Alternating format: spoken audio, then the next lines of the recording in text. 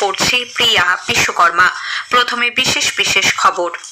প্রযুক্তিগত কারণে খসড়া ভোটার তালিকায় যাদের নাম নেই তাদের শুনানিতে না ডাকার সিদ্ধান্ত নিয়েছে নির্বাচন কমিশন। কঠোর নজরদারি ও নিরাপত্তায় রাজ্য জুড়ে মোট ৩,২34টি কেন্দ্রে আজ থেকে এসআইআর প্রক্রিয়ার শুনানি পর্ব শুরু হয়েছে। এসআইআর এর শুনানির প্রথম দিনেই রাজ্যের মুখ্য নির্বাচনী আধিকারিকের দপ্তরে কেন্দ্রীয় বাহিনী মোতায়েন করা হয়েছে। মাইক্রো অবজারভার হিসেবে নিয়োগপত্র পেয়েও প্রশিক্ষণে হাজির না হওয়ায় 778 জন আধিকারিককে শোকজ করেছে নির্বাচন কমিশন। কেন্দ্রীয় শিক্ষা প্রতিমন্ত্রী সুকান্ত মজুমদার অভিযোগ করেছেন, এ রাজ্যে তৃণমূল কংগ্রেসের মদতপুষ্ট বিএলওরা বহু ভুয়ো ভোটারের নাম কাটেননি। প্রধানমন্ত্রী নরেন্দ্র মোদী আগামীকাল আকাশবাণীতে মন কি বাত অনুষ্ঠানে দেশ বিদেশের মানুষের সঙ্গে তাঁর চিন্তা ভাবনা ভাগ করে নেবেন। বর্ষ শেষ ও নতুন বছরের শুরুতে তাপমাত্রা কিছুটা বাড়তে পারে বলে আলিপুর আবহাওয়া দপ্তর জানিয়েছে। আসছি বিস্তারিত খবরে। ভোটার তালিকায় বিশেষ নিবিড় সংশোধনী এসআইআর প্রক্রিয়ায় 2002 সালের ভোটার তালিকায় নিজের নাম অথবা কোনো যোগসূত্র থাকলেও প্রযুক্তিগত কারণে বিএলও অ্যাপে সেই ম্যাপিং ধরা পড়েনি এমন ভোটারদের শুনানিতে না ডাকার সিদ্ধান্ত নেওয়া হয়েছে। রাজ্যের মুখ্য নির্বাচনী আধিকারিকের দপ্তরের তরফে জেলা শাসক তথা জেলা নির্বাচনী আধিকারিকদের কাছে পাঠানো নির্দেশিকায় জানানো হয়েছে, 2002 সালের তালিকার পিডিএফ থেকে তথ্য রূপান্তরের সময় অসম্পূর্ণতার কারণে বহু ক্ষেত্রে যোগসূত্র পাওয়া যায়নি, অথচ সংশ্লিষ্ট ভোটারদের ক্ষেত্রে নিজের নাম বা বংশগত যোগসূত্র স্পষ্টভাবে সেখানে নথিভুক্ত রয়েছে এবং তা সিইও দপ্তরের ওয়েবসাইটেও প্রকাশিত। এমন ভোটারদের শুনানির নোটিশ পাঠানো হবে না। ইতোমধ্যে সিস্টেম থেকে নোটিশ তৈরি হয়ে থাকলেও তা পাঠানোর জন্য ইআরও বা এইআরওদের কাছে সংরক্ষণ করতে বলা হয়েছে। তবে পরবর্তীতে যদি কোনো অসঙ্গতি ধরা পড়ে অথবা অভিযোগ আসে, সেক্ষেত্রে নোটিশ দিয়ে সংশ্লিষ্ট ভোটারকে শুনানিতে ডাকা হতে পারে। উল্লেখ্য, রাজ্যে এসআইআর প্রক্রিয়ার প্রথম দিনের শুনানি পর্ব আজ নির্বিঘ্নে সম্পন্ন হয়েছে। কঠোর নিরাপত্তায় মোট ৩,২34টি কেন্দ্রে শুনানি শুরু হয়। প্রতিটি টেবিলে দৈনিক গড়ে 100 থেকে 150 জন ভোটারের শুনানি হবে বলে রাজ্যের মুখ্য নির্বাচনী আধিকারিকের দপ্তর সূত্রে জানা গেছে। 14 ফেব্রুয়ারি চূড়ান্ত ভোটার তালিকা প্রকাশিত হবে।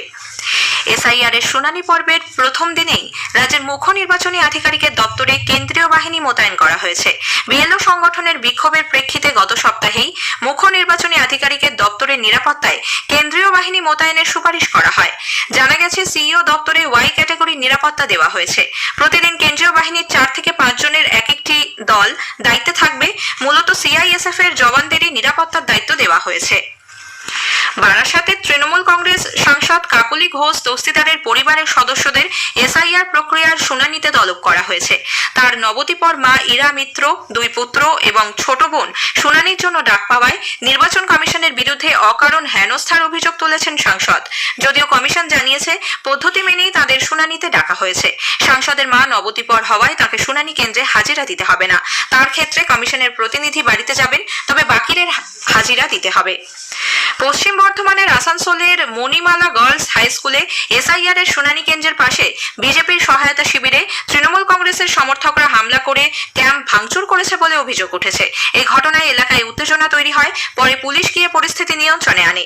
বিজেপির অভিযোগ, দুষ্কৃতীরা তাদের দলের লোকজনকে মারধর করে। পরে জেলা শাসক এস পেন্নাবালাম ঘটনাস্থলে আসেন। জেলা শাসকের সামনে দলীয় পতাকা সহ তৃণমূল কংগ্রেসের সমর্থকরা শুনানি কেন্দ্রে ঢোকে বলে বিজেপির অভিযোগ। তৃণমূল কংগ্রেসের তরফে হামলার অভিযোগ অস্বীকার করা হয়েছে। তাদের দাবি, শুনানি প্রক্রিয়াকে বিঘ্নিত করার জন্যই বিজেপি ক্যাম্প করেছিল। মানুষ তার প্রতিবাদ করেছে।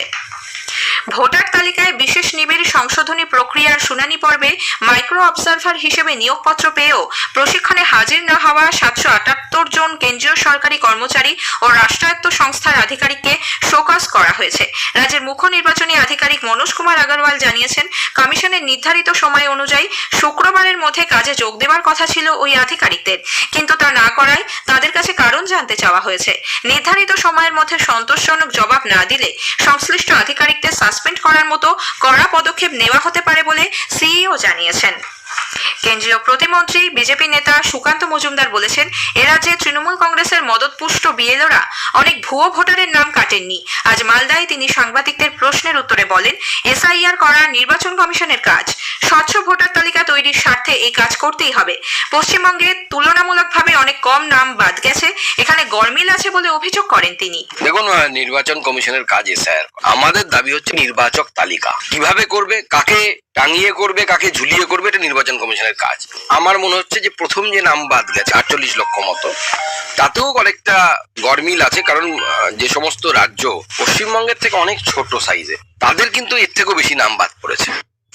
এদিন পুলিশের কড়া সমালোচনা করে বালুরঘাটের বিজেপি সাংসদ বলেন, ইচ্ছে করে চাঁচলে শুভেন্দু অধিকারীর সভা বানচাল করার চেষ্টা করা হচ্ছে। দুর্গাপুর, আলিপুরদুয়ার ও দক্ষিণ 24 পরগনা সহ দক্ষিণবঙ্গে বহু অনুপ্রবেশকারী ও উদ্বাস্তু এসেছে, এদের মধ্যে হিন্দুরা নাগরিকত্ব পাবেন।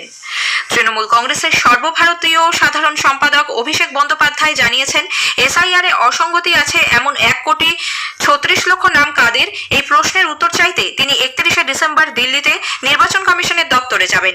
আজ তিনি এই তালিকা জনসমক্ষে আনার দাবি জানান। তিনি আরো বলেন, পশ্চিমবঙ্গের ক্ষেত্রে তাড়াহুড়ো করে এসআইআর করা হচ্ছে।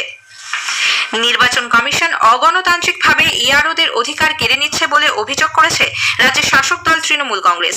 5 সদস্যের এক প্রতিনিধি দল আজ মুখ্য নির্বাচনী আধিকারিকের দপ্তরে যান। দলে ছিলেন 5 মন্ত্রী চন্দ্রিমা ভট্টাচার্য, অরূপ বিশ্বাস, শশী পাজা, মানস ভূঁইয়া এবং মলয় ঘটক।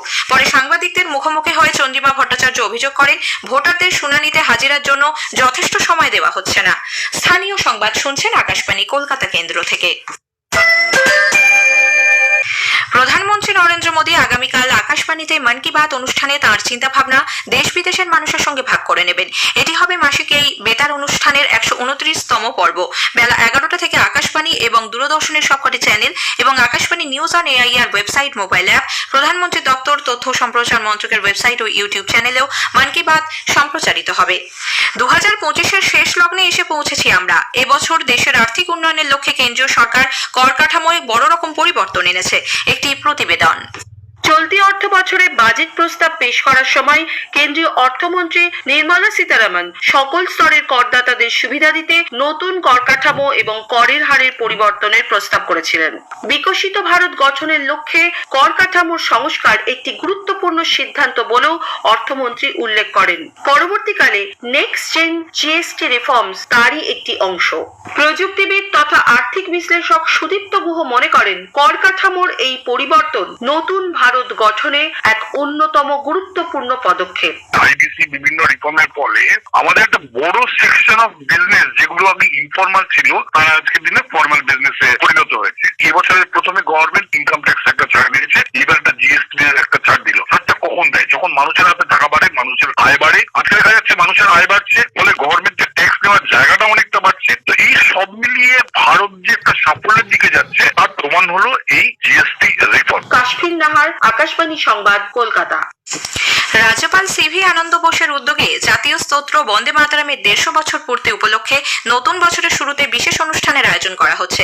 কলকাতা লোকভবনের উদ্যোগে ও সংস্কৃতি মন্ত্রকের অধীন প্রতিষ্ঠানগুলির সহযোগিতায় আগামী 5 ও 6 জানুয়ারি দুদিনের কর্মসূচিতে বন্দে মাতরম এবং স্রষ্টা ঋষি বঙ্কিমচন্দ্র চট্টোপাধ্যায়ের প্রতি শ্রদ্ধা জানানো হবে।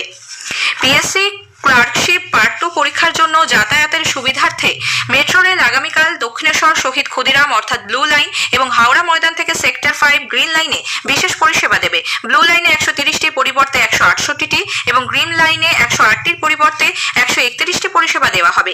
এই দুই সেকশনেই প্রথম পরিষেবা সকাল 9টার পরিবর্তে 8টায় শুরু হবে।